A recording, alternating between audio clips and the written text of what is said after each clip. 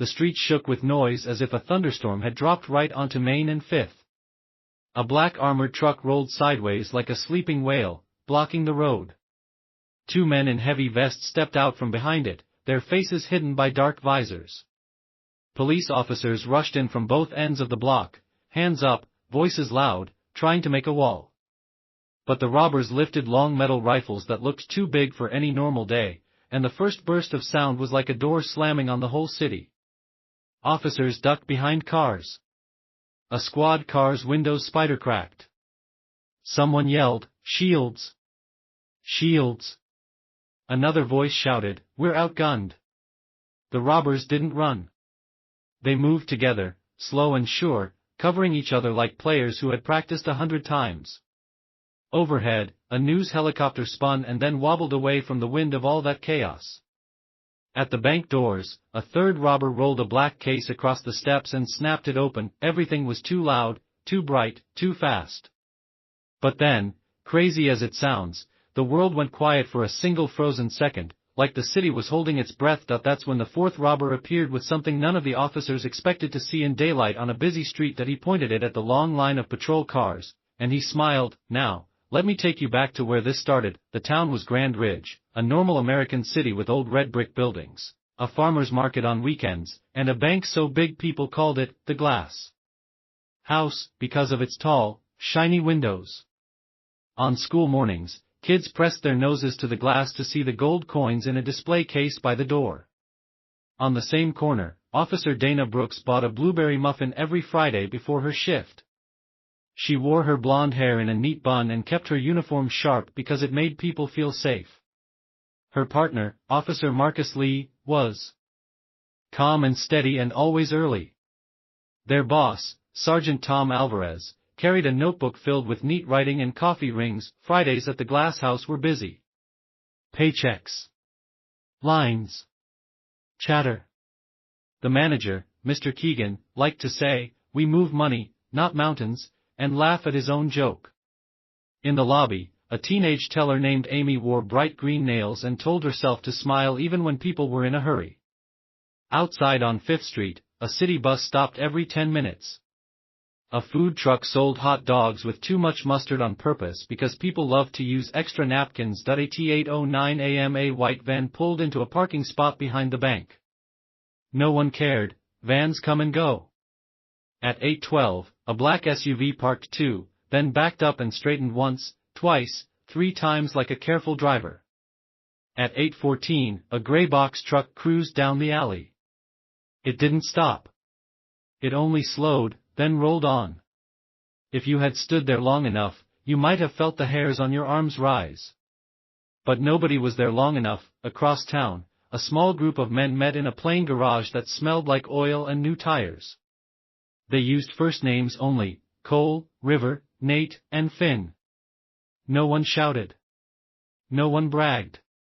They ate plain toast and checked lists. Cole watched the clock. River zipped a heavy vest. Nate, the quiet one with quick eyes, studied a simple map of downtown with 4 neat arrows on it. Finn walked the line of gear like a coach checking a team. "Simple is safe," he said. "Simple is fast." Cole tapped the paper with the plan. "We go in, we don't hurt anyone, we keep the timeline. The police will come fast. Faster than you can say, Friday. Our job is to finish before the city knows we started." "Police are tougher now," River said. Cole nodded. "Which is why we make them tired in the first 5 minutes." That morning, Officer Brooks and Officer Lee sat in their patrol car watching the school crossing on 3rd. A boy in a red backpack waved like he was on a float. Officer Brooks waved back. The radio crackled with normal things: parking, a traffic light, someone's cat. The day felt smooth, like a table without splinters. At 8:37, the Glass House opened its doors. People flowed in. Amy fixed her hair and said, "Next, please." At 8:41, Cole, River, Nate, and Finn walked up the steps like 4 friends arriving to open accounts. Their clothes were plain. Their caps were low. They even smiled at Mr. Keegan. Then, in a single heartbeat, they changed everything. River locked the doors. Nate set down a small black box that made a quiet hum. Finn rolled a hard case by the teller line. Cole lifted his hands, not to scare anyone, but to show his palms. "Everyone, this will be fast," he said, voice steady. "No one will be harmed. Put phones on the floor. Sit along the wall. Keep breathing slow." Amy froze, eyes huge. Mr. Keegan's mouth opened and closed like a fish. But then the small black box hummed a little louder, and the lights gave a tiny flicker like a blink. People did what Cole said. It was the calm in his voice. It sounded like a teacher on a bus saying, "Seatbelts, please." Nate handed Amy a plain bag, soft like cloth. "Fill with loose bills only," he said, kindly. "No die packs." Amy nodded too fast and still did a good job. River moved down the lobby, collecting jewelry trays but leaving rings on fingers. Cole kept speaking, just a little, like a good guide. "Almost done. Breathe in, breathe out." At 8:45, an older man reached for his phone anyway. Finn gently tapped the counter with his knuckles. "Please don't," he said. He did not yell. He did not threaten. The man set the phone down. Outside, a bike messenger rolled past and noticed the locked doors at a weird TI. "Me." He texted, "Is bank closed?" to a friend whose cousin worked at a coffee shop near the police station. The cousin heard and told a sergeant. Sergeant Alvarez lifted his eyes from his notebook and said, "We're going." He called it in, "Possible robbery, glass house. Units 2B and 2C respond." Brooks and Lee flipped their lights and turned the corner. The blue and red reflections ran along the tall windows like fish underwater. People stepped back on the sidewalk. The bus driver looked in his mirror twice. The city felt the change, the way a dog feels thunder before people hear it. At 8:47, Cole checked his watch. He nodded to Nate.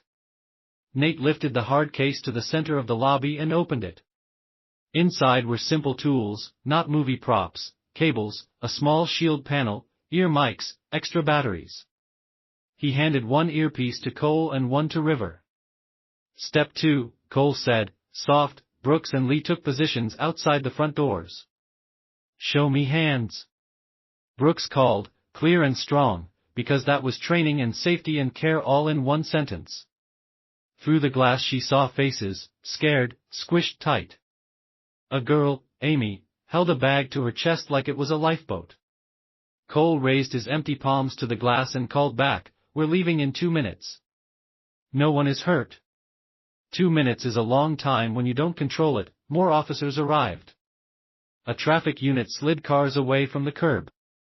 Someone shouted at the bus to move, move, move. On a rooftop, a chopper began to thump, preparing to lift.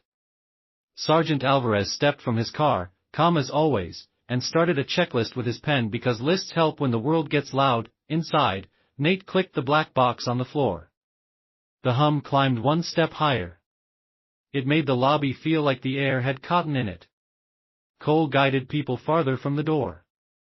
Finn wheeled the second case to the side window and popped it open. "Riv. Check the rear hallway." "Clear," he said. At 8:49, everything pressed into the narrow space between plan and panic. Brooks saw Finn's second case and frowned. "What is that?" she whispered to Lee. She lifted her shoulder mic. "Sarge, they have gear." "Unknown." "Copy," Alvarez said. "We hold. No rush. Negotiator en route." At 8:50, doors opened. That it happened as if the building exhaled. The locks clicked and the glass swung out. Cole stepped through first, palms high, moving sideways so the officers could see his hands. River rolled a suitcase of cash behind him. Nate and Finn came last, backs to each other, reading corners like a book. Brooks and Lee had to make choices in tiny pieces of time. "Hands up." "On the ground," Brooks said. She kept her voice steady, because steady keeps people safe. Cole nodded, but he didn't lie down. He slid left, as if he was lining up with something. The black SUV glided from the alley like it had been waiting for a cue. The white van pivoted and blocked half the street. The gray box truck rolled to a soft stop, sideways, closing the other half. Traffic locked like a jaw. Alvarez saw it first. "They're shaping the field," he said into his radio. "Units hold positions. Do not push." Then came the moment that turned a robbery into something else. Finn lifted the last case, set it on the step, and flipped it open toward the line of patrol cars. Inside was a simple metal plate with a thick handle and bright cables. He lifted it with a grunt and set it on a small tripod. It wasn't a weapon you'd see in a movie. It looked like a tool you would never want to meet. River tapped his earpiece. Nate raised the panel. Cole breathed once, deeply, like a swimmer about to dive. Brooks felt it in her knees before she understood it with her eyes, the sense that their tools, their shields, their plan might not be enough for what was coming. Alvarez's pen paused over the box where he had written safe zone. He looked up, across the glassy front of the bank. The panel on the tripod hummed and the air wavered like summer heat over a road. Patrol car lights flickered. Radios hissed in a messy chorus. The chopper overhead lifted but drifted sideways like it had lost its balance. Brooks' body cam blinked and went dark. Officer Lee whispered, "What is that?" Sergeant Alvarez didn't answer, because in that second, the fourth robber, Finn, tilted the panel toward the line of police cars, and every screen on Main and 5th, dash cams, body cams, street cams, store cams, went black at the same time. The long street fell into a strange, scary quiet, and then Finn smiled and took one step forward. The street cameras blinked to life again but showed only static, gray and fuzzy like a snowstorm. Radios cut in and out, officers shouting pieces of words, back up, Main Street, hold, then silence. It was like the robbers had pressed pause on the entire city. Cole lowered his hands just enough to signal River. River slid the suitcase behind the armored truck they positioned across the road.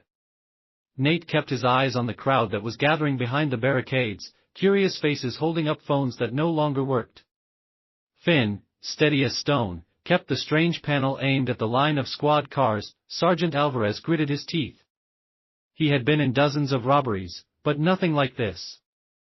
The tools the police relied on, radios, cameras, even the helicopter, were slipping out of their hands.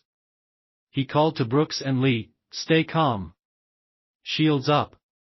Don't move forward until I say." But Brooks' heart was pounding. She could see the fear in the faces of the people inside the bank. She wanted to move, to act, to drag them out of there. Yet she also saw the robbers' confidence. They weren't panicked. They weren't rushing. They were in control. Then came the first shot, not from the police, not from the robbers, but from the sky. A sharpshooter positioned on a rooftop tried to take the opening. The bullet cracked across Main Street, sparking off the armored truck. The crowd screamed. Cole spun, raising one hand, not with a gun, but with a tiny remote no bigger than a car key. He pressed it once, the streetlights flickered out. Every single one. The entire block was plunged into daylight's shadow, the glow of red and blue police lights now the only color. "Fall back." Alvarez barked, but his voice shook. For the first time in his career, he wasn't sure if falling back would even matter. The robbers didn't fire a single shot. Instead, Nate pushed a button on the black box inside the bank lobby. A hidden mechanism in the armored truck whirred, and the back doors swung open. Inside was another case, bigger, heavier. Cole and River pulled it onto the street. "What is that?" Officer Lee whispered, sweat trickling down his neck. No one answered, because in that moment, the case opened with a loud metallic clunk, and what lay inside wasn't money, or tools, or even weapons. It was something that made Sergeant Alvarez's stomach drop. Dozens of long black tubes stacked neatly, glowing with a faint red light at the tips. He realized then why this wasn't just the biggest heist in U.S. history. Why the officers kept saying they were outgunned, because these men weren't only here to rob a bank, they were here to show the city who had more firepower. The glowing tips flickered once, then pulsed brighter, as if ready to wake up.